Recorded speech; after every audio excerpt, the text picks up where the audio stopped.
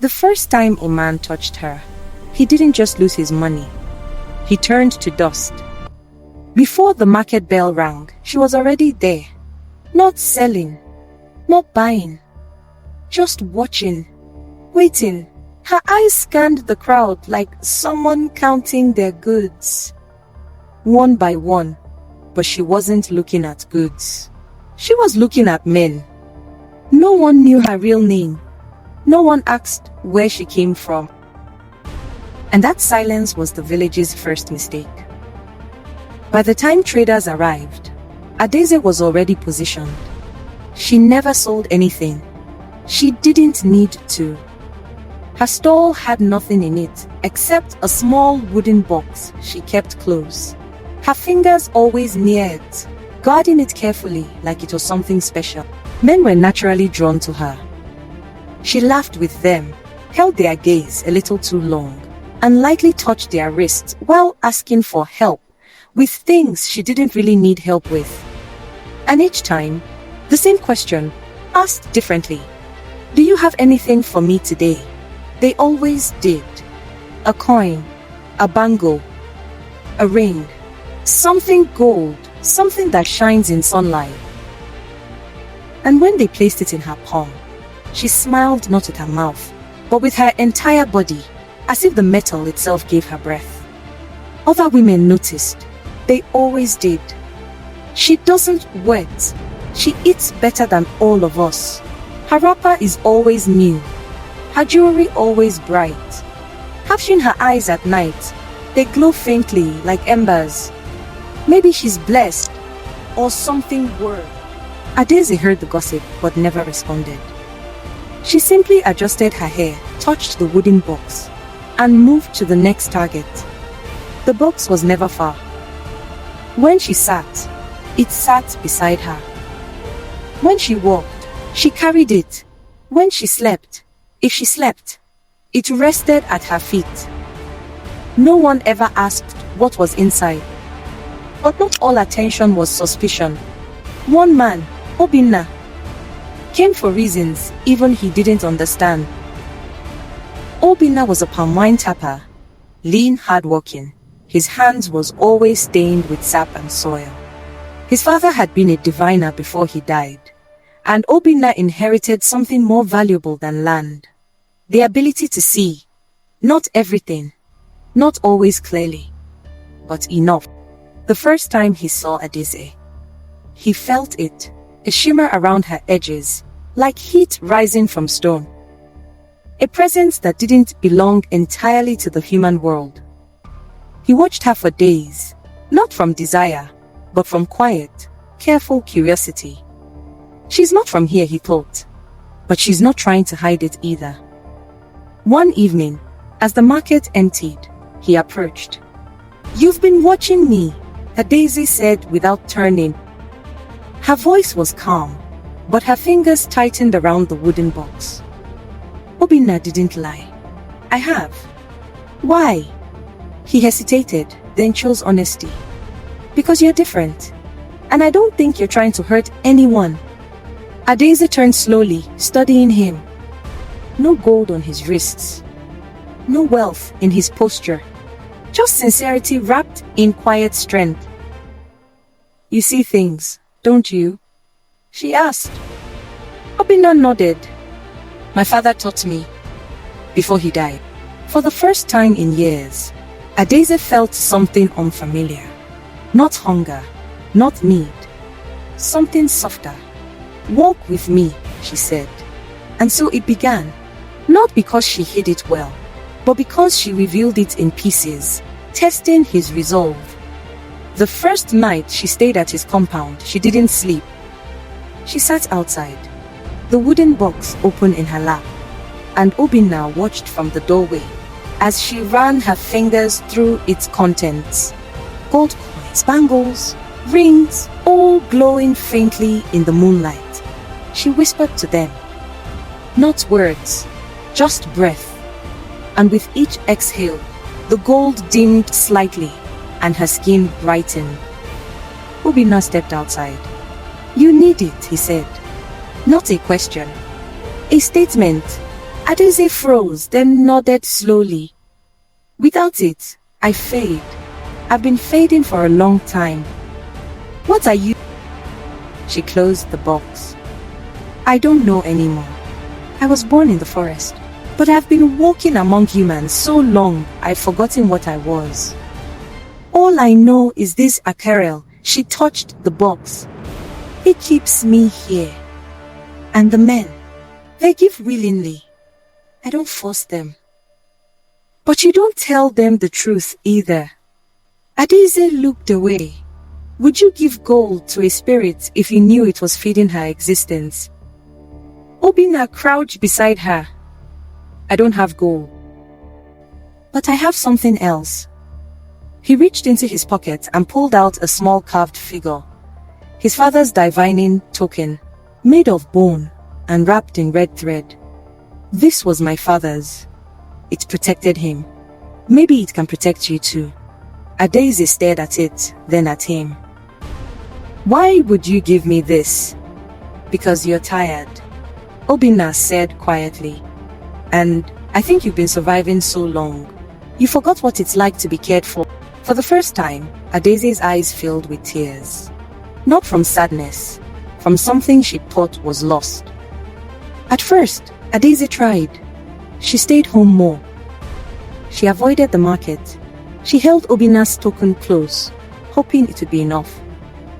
But weeks passed, and the gold in her box dimmed. Her skin grew pale. Her hands trembled. At night, she dreamed of Asha, her body crumbling, dissolving, returning to the forest she could no longer remember. I'm fading, she whispered to Obina one evening. He held her. Then take what you need. I won't stop you. You don't understand. If I take too much, if I touch someone when I'm this weak. Happily, she stopped, unable to finish. What happens? Adaeze looked at him, fear raw in her eyes. They turned to ash. Like I will if I don't feed. Obina's breath caught. Have you ever? Once, long ago. That's why I'm careful. That's why I only take small things. But desperation, when it grows, doesn't care about carefulness. Wealthy, loud, overconfident. He saw Adaeze at the well one afternoon and stopped in his tracks. A woman like you shouldn't be carrying water, he said, grinning. Gold rings glinted on every finger. Adaeze's chest tightened. She could feel the hunger surging, clawing, demanding. I manage, she replied, stepping back. Let me help. Chidi reached for her hand. She pulled away sharply. I don't need help. But Chidi was persistent. Day after day, he followed her. Day after day, he offered gifts. Gold, always more than she needed.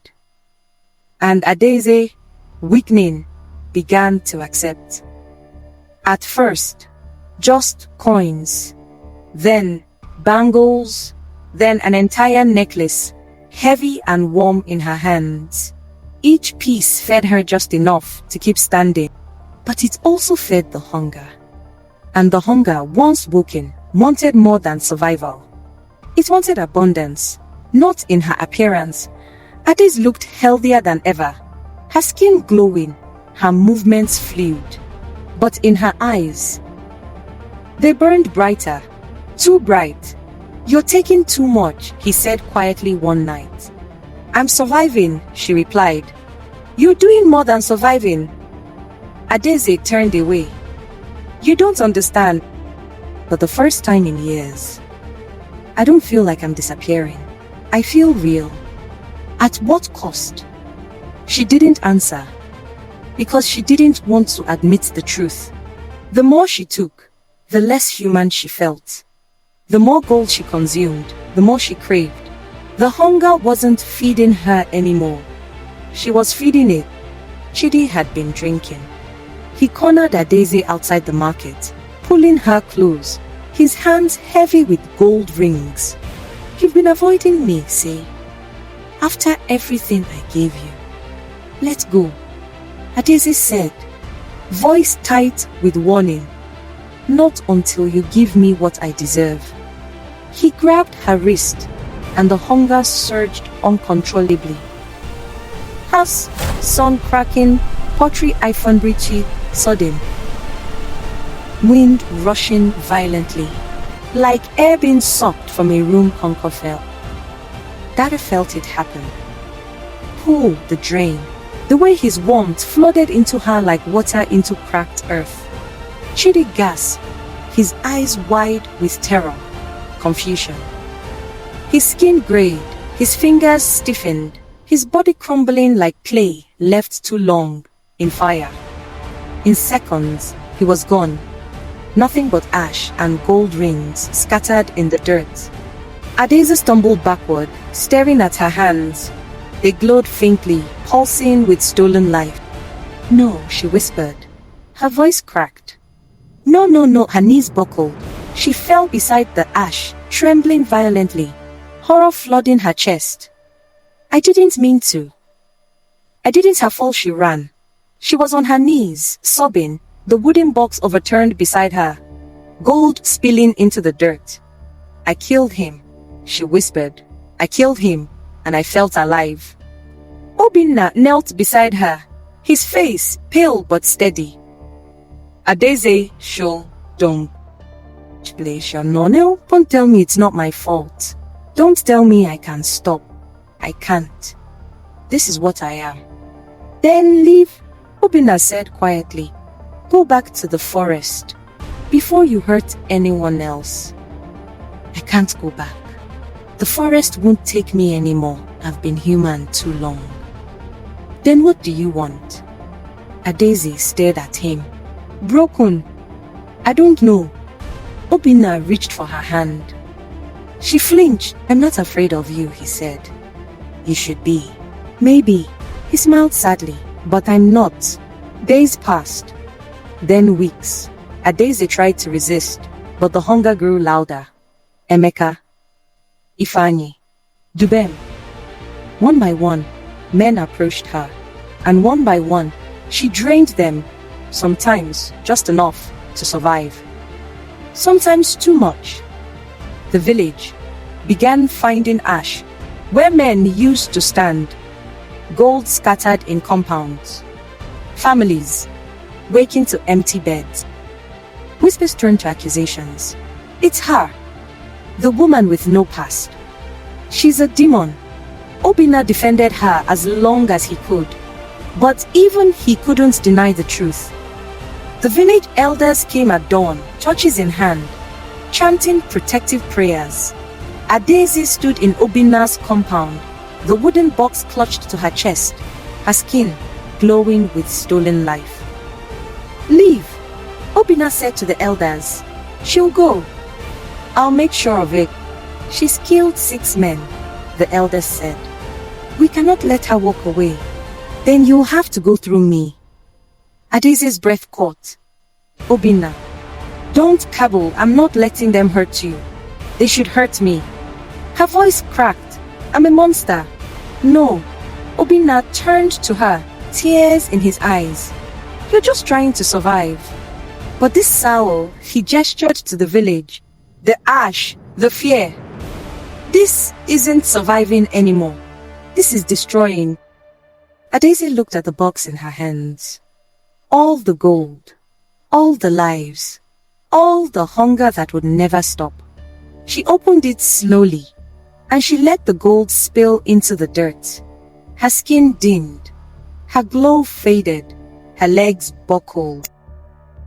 Obina caught her, holding her as she began to dissolve not into ash, but into something lighter, softer. I'm going back, she whispered, to whatever I was before. Will it hurt?